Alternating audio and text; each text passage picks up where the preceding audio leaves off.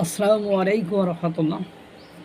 এভাবে যদি শেখ হাসিনার আর আওয়ামী লীগের সকল অভিযোগ সামনে আসে এবং সত্য হয়ে যায়, তাহলে তো জুলাই গণঅভ্যুত্থানের অর্জন একেবারে ম্লান হয়ে যাবে। অনেকে এটা মনে খারাপ দৃষ্টিতে নেওয়ার কোনো কারণ নেই। গতকালকে কলিমুল্লাহ স্যারের অধ্যাপক কলিমুল্লাহ স্যারের উপস্থিতিতে সেখানে বিভিন্ন রাজনৈতিক দলের নেতারা উপস্থিত ছিলেন। সেখানে ডাকসুর ভিপি নুরুল ইসলাম নূর, মানে সাবেক গণ অধিকার পরিষদের সভাপতি, তিনি উপস্থিত ছিলেন। এখন উনি, আপনারা জানেন, 2016-17 সালের দিকে না কত সালের দিকে মেনদিন সাফাতি, মানে ইসরায়েলের নাগরিক, ইসরায়েলের নেতা, তার সাথে নুরুল হক নূরের একটা বৈঠক বা দেশে সরকার পতনের চক্রান্ত করার একটা অভিযোগ উঠেছিল। এবং এটা নিয়ে আপনার আওয়ামী লীগের বিভিন্ন নেতাকর্মীরা বিভিন্ন সময় পোস্ট দিয়েছিল।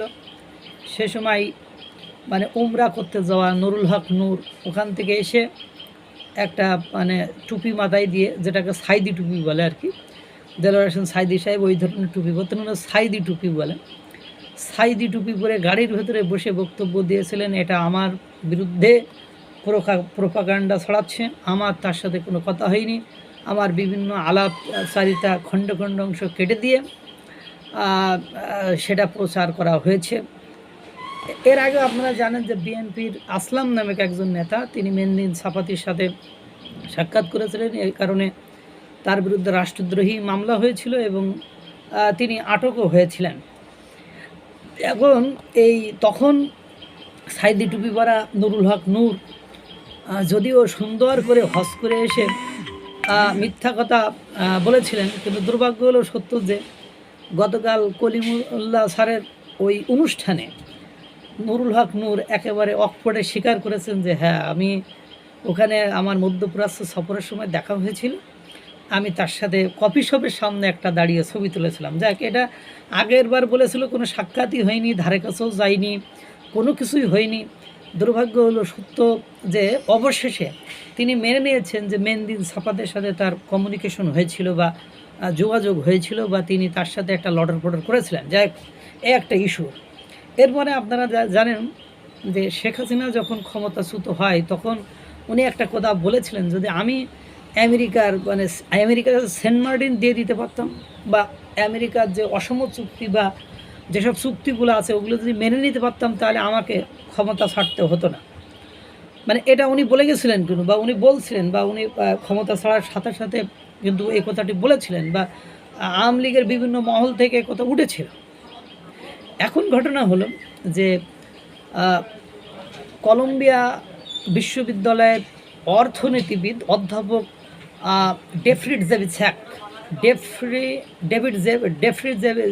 ডেভিড স্যাক্স, মানে উনি একটা বিশাল বড় প্রতিবেদন সামনে নিয়ে এসেছেন। এবং সেই প্রতিবেদনে যে শেখ হাসিনার পতনে আমেরিকা মানে কি ভূমিকা পালন করেছে এবং কি কারণে মানে আমেরিকা শেখ হাসিনাকে পতন ঘটাতে চেয়েছিল, সেটার বিশদ বিবরণ তুলে দিয়েছেন।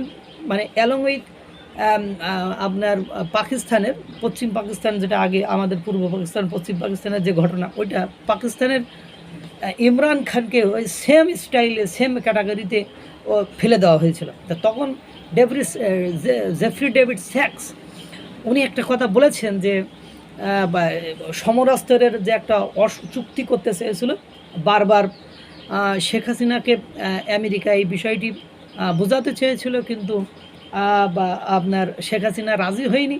এই জন্য আর কি তাকে ফেলে দেওয়া হয়েছে, বা ডিপ স্টেটের মাধ্যমে তাকে ফেলে দেওয়া হয়েছে।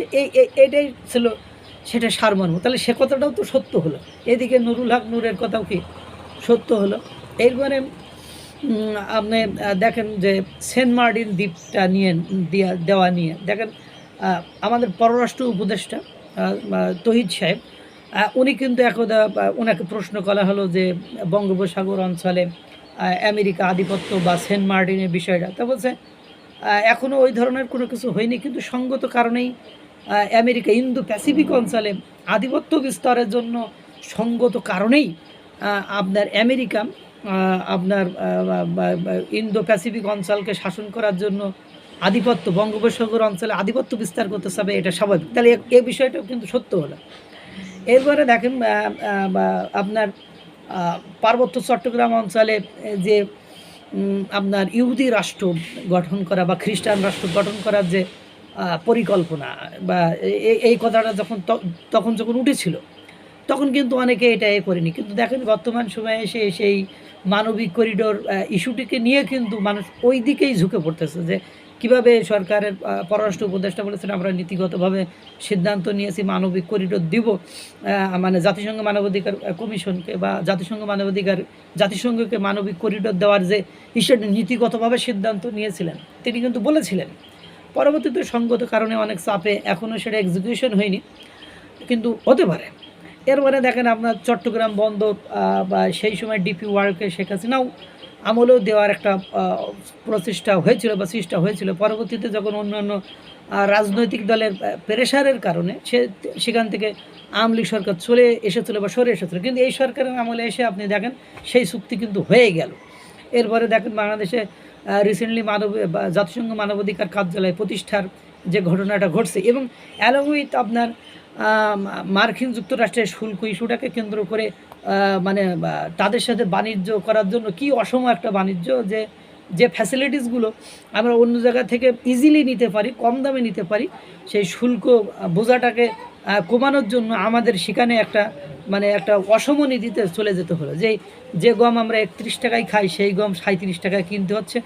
বাংলাদেশে বিমান এখন এক্সট্রা পড়ে আছে, নষ্ট হয়ে যাচ্ছে, এবং মানে কোটি কোটি টাকা আমাদের প্রত্যেক বছর লস গুনতে হয়, অথচ সেই আমেরিকা থেকে আমাদের 25টি বোয়িং বিমান কিনতে হবে। পাশাপাশি তারপরে তেল কিনতে হবে, তারপরে আপনার তাদেরকে মানে আমেরিকা যেসব পণ্য এদেশ থেকে আমদানি করবে সেই সকল পণ্যে তাদেরকে শুল্ক ছাড় দিতে হবে। বিশাল বড় একটা লিস্ট বাংলাদেশে ধরিয়ে দেওয়া হয়েছে।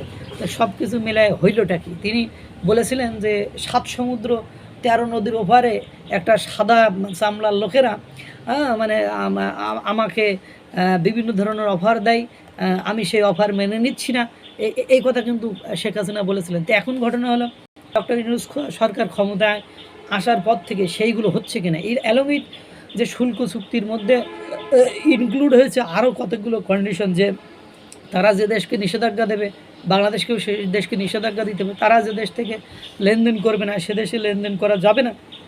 সব কিছু মিলায় কী হলো, বিপিনুরের সত্য তো সত্যি সামনে আসলো, পাশাপাশি কি হলো, শেখ হাসিনার সব কথা তো দিন দিন সত্য হয়ে যাচ্ছে। তো ঘটনা তো কী আসলে আমি তো তালগোল পাকিয়ে ফেলছি। আল্লাহ তাআলা সকলকে ভালো রাখুক, সুস্থ রাখুক। আসসালামু আলাইকুম ওয়া রাহমাতুল্লাহ।